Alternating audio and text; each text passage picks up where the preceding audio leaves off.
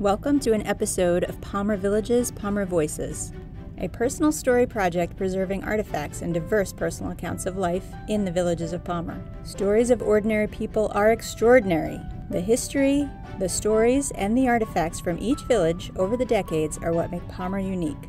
Brought to you by the Palmer Public Library, MPAC TV, and other local organizations. Funded in part by grants from the Leo S. Walsh Foundation and the Palmer Cultural Council, a local agency, supported by the Mass Cultural Council, a state agency. We hope you enjoy this Palmer story.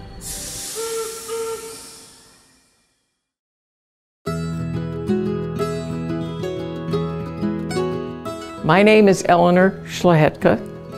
I'm the president of the Palmer Public Library Friends Association, and we are the volunteers that run the Library Loft here at Schoolhouse Commons. My first visit to the Park Street School, which is a Schoolhouse Commons, was back in 1964, I believe. Our son was in the first grade here, and that's the room where the loft is. It's sort of ironic. We've been tenants at the Schoolhouse Commons for 24 years. Occasionally, a patron will say that they have an association with this building. Either their children went there in that room, or they went to this school. When we first bought the building, it was not used for about 20 years. We lived right up the hill, just a block away. So every time I went to work, I would pass it, and it was kind of gradually deteriorating. And I saw a sign that said, open auction for bidding. I decided that, well, maybe I could do something with this building. So I went to the town to get an auction form, and I sent in my bid, and I was the winning bidder. So I had in mind exactly what you see. I just didn't know it was going to come out so good. Most of it is in its original condition, but not in its original repair. It's all been fixed up, painted, and so on. The major additions we made was an elevator. There was no elevator. Goes 4 floors. The back side of the building was just plain. It had no loading dock and no handicap ramp. So we built that. We built the sign enclosure out front.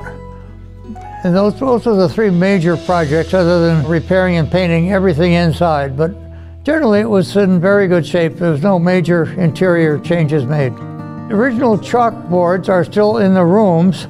On this upper hall, there's a little skinny door that I didn't have a key for, so I had to chisel the lock a little bit, open that door, and there's immediately a ladder, and that was the only access to the attic. So I went up there, and there was no electricity and no floorboards. There was a bunch of stuff all around. Some old school maps and school desks and old books from the 1900 such period and so on. So it was fun to gather those, even though everything had to be done with a flashlight. So I groped around there, and there's 4 chimneys up in the attic that go through the attic, and my flashlight came upon one of them. I was already thinking, nobody's been up here in 100 years. And what should I find but a big sign in chalk that said, Ben Pease was here. He's my son. So somehow he got through that door just like I did, up the ladder, and signed his name on the chimney. When I purchased the building, was there anything left behind from the past? Good question.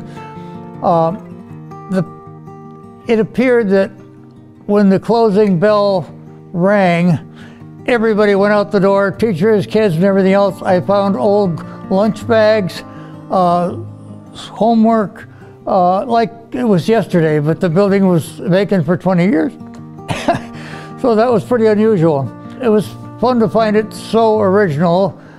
Somebody forgot to turn off the water, so the pipes were all broken, but things like that I was happy to deal with. There's been a lot of restoration. Every inch of the building has been painted, usually by me.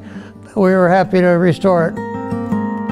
My first teaching job was here at Park Street School, and I did my student teaching starting the winter of '59 through to 1960, and I started teaching here in September of 1960. And I was here as a teacher for about 6 to 8 years, and then I went over to the Thorndike Street School in Palmer as teaching principal, and then principal of both Thorndike Street and Park Street, a revolving principal where I wasn't teaching at that time. I was a non-teaching principal, so a lot of connection here, a lot of connection here. The room I had in the middle upstairs would probably be equivalent to 3 classrooms nowadays, but I had 32 kids, so we needed a lot of room. And the room when I came into, I had enough bulletin boards for everybody in the school, and I had the job of monthly, they would check that I changed my bulletin boards every month, and there were probably 3 of them that were 12 feet long, each one of them, and the kids enjoyed doing it. Something special I did with the teachers, and then every painting, when they used to paint in those days, they come in with an institutional color, and they go through every classroom and every hallway, everything looked the same. Well, Al got the idea with each one of the teachers, we would paint so many rooms every summer. You pick the color that you want. That went over wonderful. The teacher who was in that classroom selected the colors she wanted, and they weren't institutional colors. And one girl put it in light blue and darker blue work, and another one had off-center lilac kind of color. It was beautiful. Everybody thought we were nuts, but it looked nice. And the kids said not only get promoted, we get promoted not for in one grade, but we also get promoted to a different color classroom there and all the institutional colors that we had in here. And that worked very, very well. And you can see some of the ones even in the office are different from out here. I've spent more time with kids and touring the hallways and going into the classrooms. I never spent much time in any office. You really never had it to yourself. This was the teacher's room and their teacher's bathroom. They had to have a place to go to the bathroom and go in there. In their breaks, they would come and sit in there, eat their lunch or whatever. So that's when I designed and we built these 2 rooms out here. They gave me the access to, I could get in there with kids quietly. Or I could even take, it was big enough to, I wanted it big enough to, I could take small groups in there. I did a lot of group counseling with small groups of kids. Very effective. You know, kids have squabbles, they get into squabbles, so all right, let's sit down and let's talk. It takes time, it takes time. We didn't have full-time guidance counselors, never had that. You know, we didn't have that luxury. Closeness of a building, 4th grade teacher I had next door who also became my assistant, in a sense, an assistant principal. And she went home one weekend and died. And I had to deal with the 4th grade. I never forget having to go to that 4th grade who were 34th graders who were so close to her. And I had to go in, I sat the kids down in a circle and I got in the middle of them and we talked about Mrs. Winholz, who was superb. It was not easy. So we even closed the school that day. And the only school closed that day, and every teacher in this building, we went to her funeral in Munson, and she was just a wonderful person. That's how close we were in those days. And when I first started teaching, you got art once a month, an art teacher came to your room. Music teacher came once a week, and I had to teach music. You had to teach your own music. So he would come in, he'd work with the kids, and he said, I expect you to, your kids will know this for next week. I said, yeah, they will. I like singing anyway, so I didn't mind doing it, but I taught my own music, did my own music in the classes there. So we did it all. We did it all. The kids used to get milk, and every week I collected milk money for those kids that wanted milk during recess. Then we collected lunch money, and the other thing that we did, we banked. The Palmer Savings Bank had a program where they came into the school at my grade level, and the kids had a bank book, and they banked. The guy came in, sat with the kids, collected their money, and he left from Palmer Savings, teaching them how to save. Some would bring a quarter, 50 cents, $1, and I think it was the parents who were banking through the kids, showing them how to do it, which was fine, which was fine. I was the only man in the building when I started here, and virtually every teacher that was in here was over 60 years of age. So they came to me when they wanted something outside. Would you mind going out and do it? Because they were older at that time, you know, would you mind doing that? And I love those ladies. They were superb. Kitty Donahue, who was the principal, teaching principal next door over there, she was a superb lady. Totally committed to the Palmer Public Schools. You couldn't have people more committed. Lucille Winholz, the next one. Superb. Superb people, you know. We were running out of space, and a lot of specialties were coming in. When I started teaching, you didn't have remedial reading. You didn't have these special kinds of programs. They were non-existent. But finally we started getting remedial reading. So I took this hallway and I had these 2 rooms. I worked with who was someone who worked for the school system, Kendrick McKee at that time, and he and I over vacations built those 2 rooms. And we needed them desperately for remedial reading, and a place for the guidance counselor, and a place for me, because that was a teacher's room, that where clerical help. Where was Al going? Al got a room now. I can deal with kids, and I could talk with them and deal with them at that time. So we did build those. Yeah, I built them, Kendrick McKee and myself, over vacations. Lugged the lumber in and we did it. We got them done. And I coached basketball, coached these 6th, 7th, and 8th grade kids. And we did very well with them, both baseball and basketball. But there was no cafeteria when I started here. A little sidelight to this, I would walk 50 to 75, 80 kids over to the high school for hot lunch every day from starting out here. Sleet, snow, rain, but they got their hot lunch. And those kids stayed in line 2 by 2 all the way to the high school. Slush, slow, wasn't make any difference. Came back in and into class they went. You laugh, they want to have a hot lunch, but some days we were going, it was a blizzard almost out there. But they had to eat because they didn't bring anything. They knew they were going over there. And we were none the worse for it. Let's put it that way. Yeah, we were none the worse for it. Interesting things that we did in those days. Recess every day, recess duty every day, bus duty every day. I walked between the 3 schools. What I did, we had Park Street, and when I got transferred, I ended up as the teaching principal over at Thorndike Street, and I taught science in 6th, 7th, and 8th grade, plus social studies in the 8th grade. So I had a full teaching day, but I ran the school over there. But then they created individual principals. So I had Park Street, Thorndike Street, and then we rented the Parish Center. So I used to walk between 3. We used the Parish Center for a number of years because we ran out of room. So I had kindergarten, 1st grade over there. So I walked between the 3 schools. It was easier than trying to manipulate a car between 3 schools. It was much easier. So I stayed in shape and moved. I would move right after lunches. Unless they called me and I had to go. I could run. I was a runner too, so I could get over very quickly. We had an old room downstairs we turned into a gymnasium for the winter, but actually our gymnasium in the winter was the big hallway that we had out here, or we went to the playground. Tried to get the kids out. We had to be careful outside recess in the winter because it's a slate roof, and we couldn't go out until the snow fell off the roof because it would slide off the slate, and I mean it would come down with a thunder, so we couldn't go out till that all came down. But we had recess in the hallways, recess in your room. Everybody had to, you know. We took care of our own kids. We had games, checkers, whatever it is when we had recess. We did things. One I remember in particular, everybody thought I was a little bit nuts. I had the kids save all their Easter egg shells and keep them at home and bring them into school as they got them. And I had bags and bags of Easter shells, and everybody said, "What are you going to do with those?" What we did is we drew a frame out of cardboard and we drew on it on one of the big bulletin boards, and we put frames in between, and we took all the Easter shells, broke them and glued them in between, and it looked just like a stained glass window when we got done. But we used all their Easter egg shells. It smelled a little bit when they brought them in after a while, but it was filled, 2 big bulletin boards that were stained glass windows, all made out of Easter shells that the kids had. They're colored eggs. Some were blue, some were green. Try to match them up a little bit, but we used them. It was very effective. The kids would come to school with ski pants because they knew they were going out. The boys, of course, had pants, but the girls would wear ski pants. My job in the morning when they came in is to shut the door, bring the boys in, so they could take their ski pants off out in the hallway, and nobody could see anything. The girls were taking their ski pants off. Never forgot that. That was it. You got to start out the day. But they came with ski pants because they went outside. They had to go out. And they wore dresses every day in those days. Most of the girls wore dresses. You know, and that's the way it was. I never forgot. I tell my wife this all the time. They'd come in the winter, take the boys into the classroom, close the door. Then the rap would come. "We're all set. We're coming in now. All right, you got your ski pants off. We can start the day. We can start the day." It was funny. It was great. It was cute. It was cute. The building is basically the way I left it. The way I left it.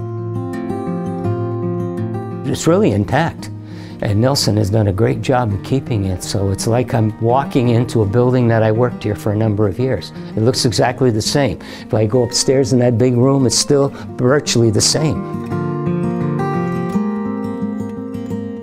My first tenant, you might say, was the library itself, the Palmer Public Library. So the librarian then came to me and said, could they rent this building as the Palmer Public Library? That was a perfect timing because I had no tenants at that time and I was busy repairing every room. So the Palmer Library was here for 2 years and they used every single room in here. I was happy because I didn't have to pay all the bills that are required. They took care of everything and even sent me a check every month, so I was happy. This building was the temporary building for the Palmer Public Library, and the loft had a small room where we did our little bookstore along with the library. So we had a lot of traffic at that time, and those patrons have stayed with us through our 24 years. We are a non-profit association. We do pay rent because we are a tenant. What little profit we do make, it supports programs at the library, specifically children's programming. We get our donations from our patrons to keep the loft going. We have some weeding from the library also, of course, but we're open regular weekdays. Tuesday through Friday is 10 to 4, Saturdays 10 to 2. And our patrons are the best people. We have wonderful contacts with patrons who buy our $2 books, read them and bring them back so other people can enjoy them. We have a wall of mysteries. That's one of our biggest movers. And also, we have some wonderful children's books. They start at 10 cents and go up to $1. There are some board books that are 10 cents and they're actually almost brand new. The Library Loft has a lot of patrons who are elderly, and this used bookstore really benefits them. They can buy a paperback book for $1 and enjoy it and bring it back so another person can enjoy it. We do have a lot of patrons who are in that situation. They're elderly. This helps them to have that entertainment of reading a book. The businesses that exist, we have quite a variety. We have a framing shop, the Library Loft, which sells used books for the purpose of the library. We have an architect, a pottery. There's 3 rooms that I occupy myself. I'm restoring the old organs in one of them. Another one is dead storage. As time goes along, I expect that I will rent all of it. But all my tenants are wonderful. Very happy with them. When we first bought the building, I had time to explore all the possibilities, and it came to my attention that at each end of the building there's these half-round windows, and they were all kind of boarded up with nothing in them but some old plasterboard. So I took that down and I measured up the space. It so happened that at our music store downtown, I had a piano teacher. Her name was Holly Ann Yordy. And I found out that she was an artist as well as being a piano teacher. So I commissioned her to make 2 paintings, one for each end of this building. And the subject was opening day of this building in the year 1900. And she researched all the details that she would have to portray, and you can see that everything is correct, even if you count the stars on the flag and look at the costumes and the desks and everything else. She was very particular, and she did a beautiful job, and she did one at both ends. This portrays opening day of this school. At the other end of the building, there's another half-round window, and the subject there that I commissioned the artist to paint is the railroad station, Palmer Depot. Since Palmer is known as the town of 7 railroads, that seemed appropriate. So again, she researched everything, and everything in that picture is dated around 1900. The vehicle, the train, the park, the costumes, everything is just right. She spent a lot of time looking through old pictures to find that. So I think you'll agree she did a beautiful job at both ends, and I was so happy to have her as one of my piano teachers, so it was terrific. When I left the elementary and I went over to the high school, there was an 8th grade here. Those kids came with me. They're the only kids in the history of Palmer that had me for 12 years as their principal. I was their principal for 8 years, and I had them for 4 years over at the high school. And they still remind me of that. I had those kids, I said, you couldn't shake me, could you? But I had them for 12 years. Those 50 kids I had for fun. Well, I didn't, not all 50, some went to Pathfinder.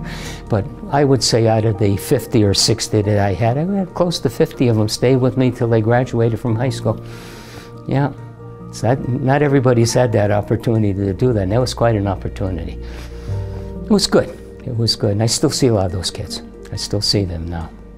Like I say, I've gone to some of their weddings. I've buried some of them, unfortunately. But it's the way it is. They're not kids anymore. The first class, like I said, I had here in 5th grade. They're in their early 70s now. They're in their early 70s. I was only 11 when I started, though.